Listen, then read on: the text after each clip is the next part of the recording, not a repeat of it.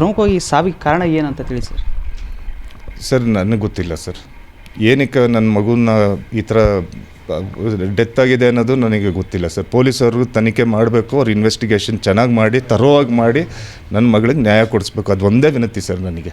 ಅವರು ಈ ಕಾರಣಕ್ಕೆ ಹೋದರು ಆ ಕಾರಣಕ್ಕೆ ಹೋದರು ಅಂತ ನಾನು ಸ್ಪೆಕ್ಯುಲೇಟ್ ಮಾಡೋಕ್ಕಾಗೋದಿಲ್ಲ ಸರ್. ನಾನು ಈಗ ಕೆಲವೊಂದು ಕಡೆ ಸುದ್ದಿ ಆಗಿರೋಂಥದ್ದು ಏನಪ್ಪ ಅಂದರೆ ಬಣ್ಣ ಕಪ್ಪಾಗಿತ್ತು, ಅದಕ್ಕೋಸ್ಕರ ಅವರು ಕೊಲೆ ಮಾಡಿದ್ದಾರೆ ಅನ್ನೋ ಒಂದು ಸ್ವಲ್ಪ ಟೈಮು ಇತ್ತು ಸರ್. ಅದು ಒಂದು ಫ್ರಿಕ್ಷನ್ ಪಾಯಿಂಟ್ ಆಗಿತ್ತದು ಸರ್. ಬಟ್ ಅದೆಲ್ಲ ಅಷ್ಟು ಸೀರಿಯಸ್ ಆಗಿ ತೊಗೊಳ್ಳೋಂಥ ಮ್ಯಾಟರ್ ಅಲ್ಲ ಸರ್. ಅದು ಮಗು ಇವಾಗ ನಾವು ಹೇಳೋಕ್ಕಾಗತ್ತೆ, ನಾನು ಕೆಂಪಿಗೆ ಬರಬೇಕು ಹಿಂಗೆ ಬರಬೇಕು ಅಂತ ಹೇಳೋಕ್ಕಾಗತ್ತೆ ಸರ್. ಮಗು ಹುಟ್ಟಿದ್ದು ದೇವ್ರು ಕೊಟ್ಟಿದ್ದು ನಮಗೆ ನಾವು ತೊಗೊಬೇಕು, ಅದು ಅಕ್ಸೆಪ್ಟ್ ಮಾಡಲೇಬೇಕು ಸರ್. ನಾನು ಅಕ್ಸೆಪ್ಟ್ ಮಾಡಿದ್ದೆ ಸರ್ ನನ್ನ ಮಗಳನ್ನ.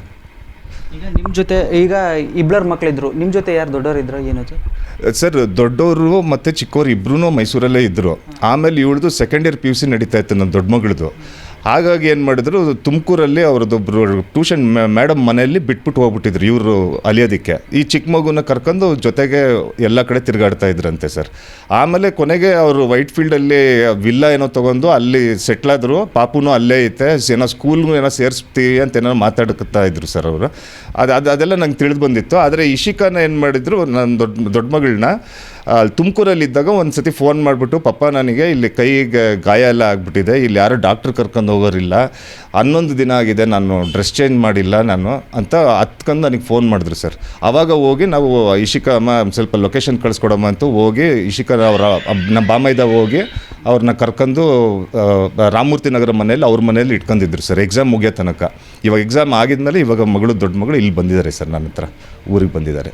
ಈಗ ನೀವು ಮದುವೆ ಆಗಿ ಎಷ್ಟು ವರ್ಷ ಆಯಿತು? ನೀವು ಇಬ್ಬರು ಜೊತೆಗಿರಲಿಲ್ವಾ ಅಂತ? ಸರ್, ಮದುವೆಯಾಗಿ 18 ವರ್ಷ ನಾವು ಸಂಸಾರ ಮಾಡಿರೋದು ಸರ್.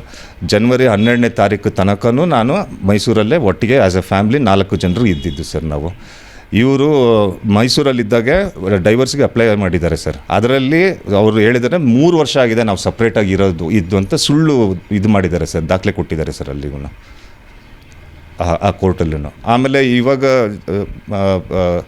ಏಪ್ರಿಲ್ 14ನೇ ತಾರೀಕಿಗೆ ಬೆಂಗಳೂರು ಕೋರ್ಟಿಂದ ಮತ್ತೆ ಡೈವರ್ಸ್ಗೆ ಇನ್ನೊಂದು ಕೇಸಿಗೆ ಅಪ್ಲೈ ಮಾಡಿದ್ದಾಳೆ ಸರ್ ಅವಳು. ಈಗ ನಿಮ್ಮ ಮನೆಯವರಿಗೆ ಈ ಬೇರೆಯವ್ರ ಜೊತೆ ಈಗ ಅಫೇರ್ ಇತ್ತು ಅಂತೇಳಿ ನಿಮಗೆ ಯಾವಾಗ ಗೊತ್ತಾಯಿತು? ಇವ್ರು ಯಾವಾಗ ಅವ್ರಿಗೆ ಪರಿಚಯ ಅಂತ? ಸರ್, ಇವಳಿಗೆ ಮುಂಚೆನೇ ಈ ಮೋಹನ್ ಅನ್ನೋ ಹುಡುಗನ ಜೊತೆಗೆ ಪರಿಚಯ ಇದೆ ಅಂತ ಗೊತ್ತಾಗಿದ್ದೆ ನನಗೊಂದು 20 ದಿನ ಕೆಳಗೆ ಸರ್. ನಾನು ಯಾರ ಹಳೆ ಲವರು ಅಂತೇನೋ ಒಂದು ಸತಿ ಹೇಳಿದ್ಲು ನನಗೆ. ಏನಾಗಿರೋದು ಬಿಡು, ನಾವು 18 ವರ್ಷ ಮದುವೆ ಆದಮೇಲೆ ಏನಂತ ಸಂಶಯ ಪಡ್ತೀರಾ ಸರ್? ನಾನು ಸುಮ್ಮನೆ ಇದ್ದೆ. ಇವಳು 40 ವರ್ಷ ವಯಸ್ಸಿಗೆ ಹೋಗಿ ಅವನ ಜೊತೆ ಓಡೋಗ್ತೀನಿ, ಮಕ್ಕಳು ಮಾಡ್ಕೊತೀನಿ ಅಂತ ಇವು ಯಾರು ಕನಸಲ್ಲ ಅಂದ್ಕೊಂಡಿರ್ತಾರೆ ಸರ್. ಇದನ್ನು ನಮಗೆ ಗೊತ್ತಿರಲಿಲ್ಲ ಸರ್ ಇದೆಲ್ಲ.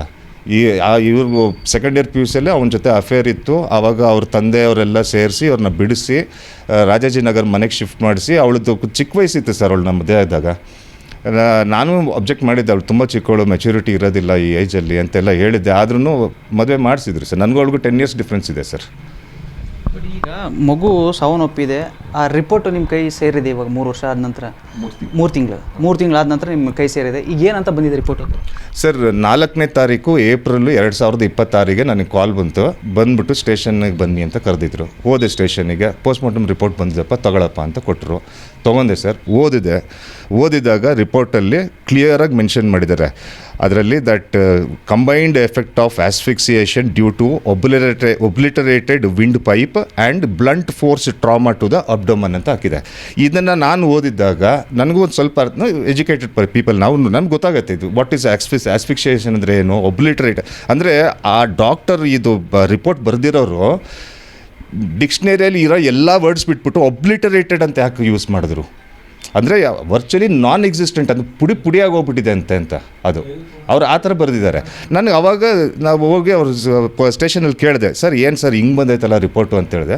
ಇಲ್ಲಪ್ಪ, ಇನ್ನೂ FSL ರಿಪೋರ್ಟ್ ಬರೋದು ಬಾಕಿ ಐತೆ, ಆಮೇಲೆ ಇದು ಡಾಕ್ಟ್ರದ್ದು ಒಪಿನಿಯನ್ ಬರಬೇಕು, ಫೈನಲ್ ಒಪಿನಿಯನು. ಇದು ಬಂದಮೇಲೆ ಅದು ಏನಾಗುತ್ತೆ ಕೇಸ್ ಅಂತ ನೋಡ್ಕೊಂಬಿಟ್ಟು ಅದ್ರ ತಕ್ಕಂತೆ ತಿರುಗಿಸ್ತೀವಿ, ಅಲ್ಲಿ ತನಕ ಇದು UDR ಆಗೇ ಉಳ್ಕೊಳತ್ತೆ ಅಂತ ಎಲ್ಲ ಹೇಳಿದ್ರು.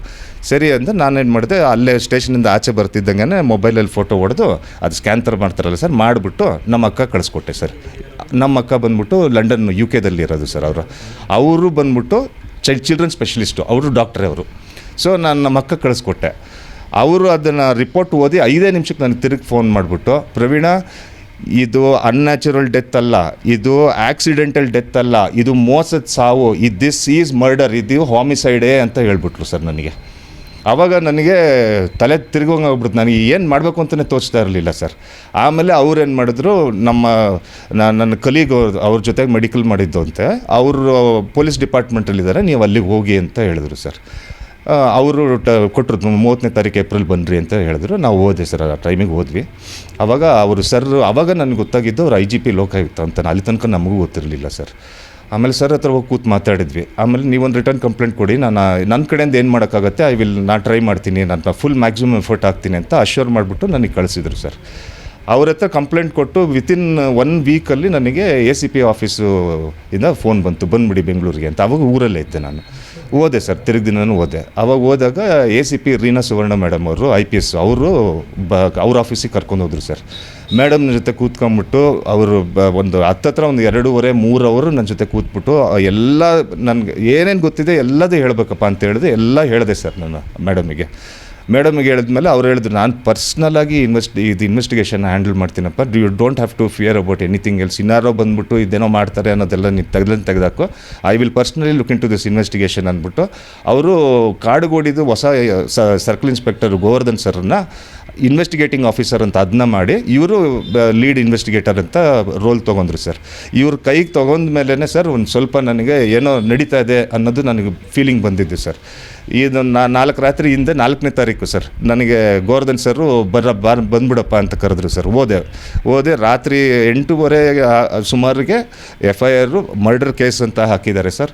ಆಮೇಲೆ ಡಿಸ್ಟ್ರಕ್ಷನ್ ಆಫ್ ಎವಿಡೆನ್ಸ್ ಅಂತ ಹಾಕಿದ್ದಾರೆ ಸರ್. ಮತ್ತು ಇನ್ನೊಂದು ಸೆಕ್ಷನ್ ಹಾಕಿದ್ದಾರೆ ಸರ್, ನೆನಪಾಗ್ತಿಲ್ಲ ನನಗೆ. ಈ 3 ಸೆಕ್ಷನ್ ಹಾಕ್ಬಿಟ್ಟಿದ್ದು ಮರ್ಡರ್ ಇನ್ವೆಸ್ಟಿಗೇಷನ್ ಅಂತ ಓಪನ್ ಮಾಡಿದ್ದಾರೆ ಸರ್. ಇವಾಗ ಈಗ ಈ ಕೇಸ್ ಸಂಬಂಧಪಟ್ಟಿದ್ದು ಯಾರೆಲ್ಲ ಅರೆಸ್ಟ್ ಆಗಿದ್ದಾರೆ ಸರ್? ಇವಾಗ ಸದ್ಯಕ್ಕೆ ಅವನು ಮೋಹನ್ ಒಬ್ಬ ಸಿಕ್ಕಾಕೊಂಡೇನಂತೆ ಸರ್. ಇವಳು ತಲೆ ಮರೆಸ್ಕೊಂಡು ಹೋಗಿದ್ದಾಳೆ ಸರ್. ಇವಳು ಸಿಗ್ತಾ ಇಲ್ಲ ಸರ್, ಗೊತ್ತಿಲ್ಲ ಸರ್ ಇವ್ರದ್ದು ವಿಚಾರ. ಒಟ್ಟಾರೆ ಕೊನೆಯದಾಗಿ ಏನು ಹೇಳಕ್ಕೆ ಬಯಸ್ತೀರಾ ಪೊಲೀಸ್ ಸರ್? ಮಗಳಿಗೆ ನ್ಯಾಯ ಬೇಕು ಸರ್, ಇನ್ನೇನು ಬೇಡ ಸರ್. ನನ್ನ ಮಗಳಿಗೆ ಒಂದು ಪ್ರಾಪರ್ ಇಂಪಾರ್ಷಿಯಲ್ ಇನ್ವೆಸ್ಟಿಗೇಷನ್ ನಡಿಬೇಕು ಸರ್. ಇಲ್ಲಿ ನನಗೆ I am very sure Reena madam ಅವರೆಲ್ಲ ತೊಗೊಂಡಿರೋ ಕೈಗೆ ಆದರೆ ಅದು ಒಂದು ದಿಕ್ಕಿಗೆ ತೊಗೊಂಬಂದು ಬಿಡ್ತಾರೆ ನನಗೆ ನಂಬಿಕೆ ಐತೆ ಸರ್. ನನಗೆ ಅದು ಅಷ್ಟೇ ಆಗಬೇಕು ಸರ್. ನನಗೆ ಅವಳ ಮೇಲೂ ಸಿಟ್ಟಿಲ್ಲ, ಅವನ ಮೇಲೂ ಸಿಟ್ಟಿಲ್ಲ ಸರ್. ನನಗೆ ಯಾರು ಏನನ್ನ ಹೇಳ್ಬೋದು ಸರ್, ನನಗೆ ಸಿಟ್ಟಿಲ್ಲ ಸರ್. ನನಗೆ ಯಾರು ತಪ್ಪು ಮಾಡಿದ್ದಾರೆ ಅವ್ರಿಗೆ ಶಿಕ್ಷೆ ಆಗಬೇಕು, ಅಷ್ಟೇ ನನಗೆ ಬೇಕಾಗಿರುತ್ತೆ ಸರ್, ಇನ್ನೇನು ಬೇಡ ನನಗೆ.